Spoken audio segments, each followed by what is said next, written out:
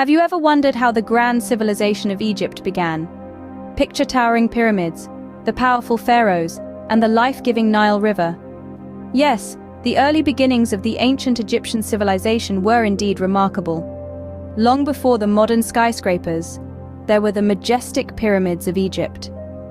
Constructed during the period of the pharaohs, these grand structures were not just a testament of architectural prowess, but also a reflection of a society that believed in the afterlife.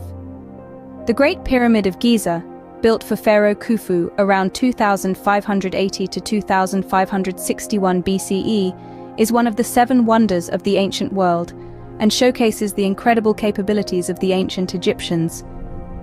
But it wasn't just the pyramids that made this civilization grand. The ancient Egyptians were also known for their complex societal structure.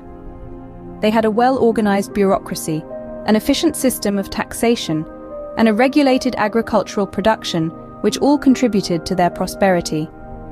A significant part of this prosperity was due to the Nile River. The Nile was the lifeblood of the ancient Egyptian civilization. Its annual flooding provided fertile soil, enabling the Egyptians to grow crops and sustain their population. Not only that, but the Nile also served as a vital transportation route, connecting various parts of the kingdom and facilitating trade. Moreover, the Nile had a profound influence on the religious beliefs and practices of the ancient Egyptians. They worshipped the river as a god, believing it to have powers that controlled the cycle of life and death. This spiritual connection with the Nile further shaped their culture and way of life. So, the ancient Egyptians, with their grand structures and complex society, laid the foundation for what was to come. Their legacy, deeply etched in the sands of time, still echoes in the hearts of humanity, reminding us of a civilization that once was. A civilization that, in its own right, was a beacon of human achievement. But what happened after the initial rise of the pharaohs? Well, we enter a remarkable phase known as the Middle Kingdom, which began around 2005 BC. In this era, Egypt saw a reunification after years of political fragmentation. The pharaohs of the Middle Kingdom, with their diplomatic acumen and strategic insight, managed to stitch together the disparate territories. This period was not just about political consolidation, though. It was also a time of cultural renaissance. A surge in artistic expression, literature, and architectural marvels marked this epoch. The literature of the Middle Kingdom often reflected thoughtful introspection, with works that explored themes of human emotion and philosophy. Then, there was the architecture.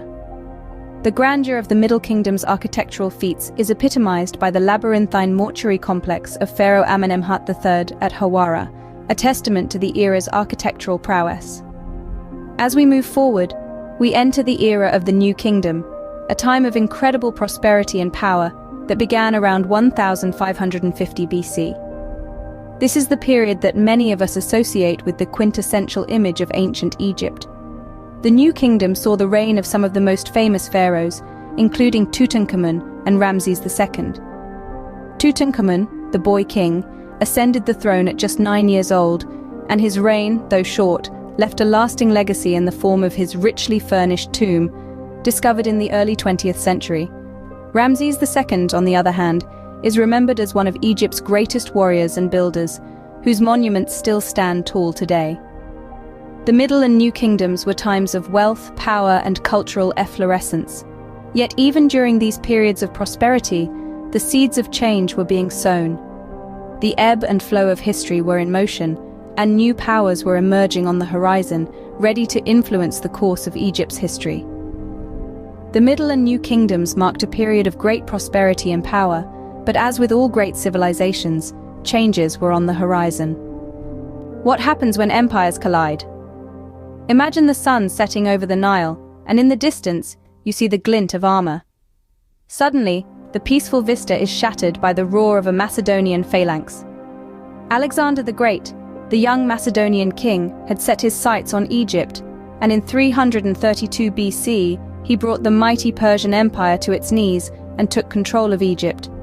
He founded the city of Alexandria, which would become a beacon of culture and learning for the next 1,000 years. Upon Alexander's death, his empire was divided among his generals, and one of them, Ptolemy, took Egypt. The Ptolemaic dynasty, a Greek royal family, ruled Egypt for nearly 300 years. They adopted many Egyptian customs but kept their Greek culture and language. Among the Ptolemies, one name stands out: Cleopatra, the last of the Ptolemies. A woman of intellect and charm, she was not just a queen, but also a scholar, naval commander, and linguist. She had relationships with two of the most powerful Romans of the day, Julius Caesar and Mark Antony. These alliances, made out of both political necessity and personal affection, were a gamble that ultimately didn't pay off. The death of Cleopatra and Mark Antony in 30 BC marked the end of the Ptolemaic dynasty. Egypt became a province of the Roman Empire, its wealth funneled to Rome. The Romans, much like the Greeks before them, were influenced by the Egyptian culture, adopting many of their gods and customs.